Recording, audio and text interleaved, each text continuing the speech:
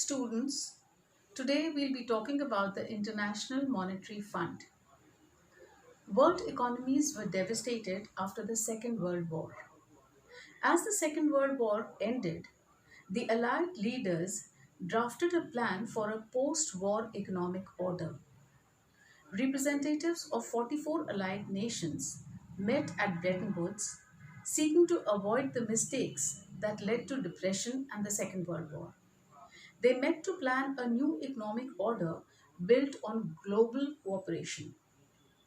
They set up a system of exchange rate linked to the dollar to be supervised by the IMF, and they gave the fund three critical missions.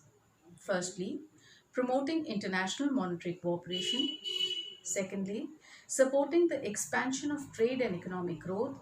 And third, discouraging policies that would harm prosperity. Thus, the IMF was established in 1944 with its headquarters at Washington, D.C.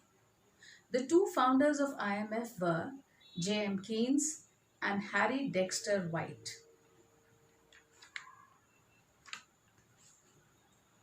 Talking about the membership of the IMF, the member countries deposit a sum of money known as quota subscription.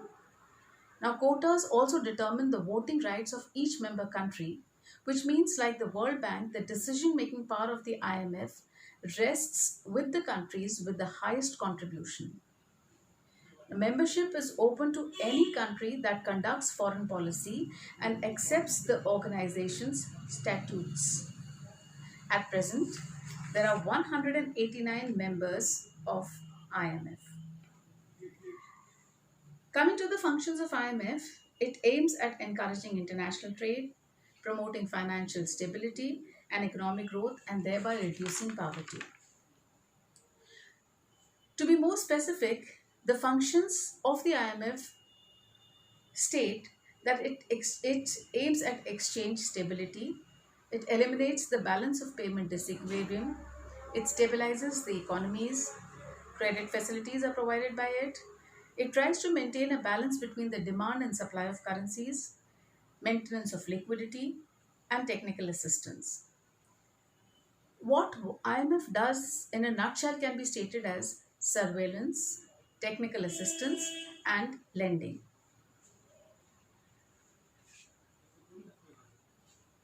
Advantages of IMF can be stated as that it promotes international monetary cooperation and global financial stability. It provides temporary financial help to countries in debt, particularly those with balance of payment problems. And it encourages economic growth. But the or rather the biggest disadvantage of IMF is that it charges a very high interest rate on its advances. So debt servicing for developing countries is difficult. Thank you.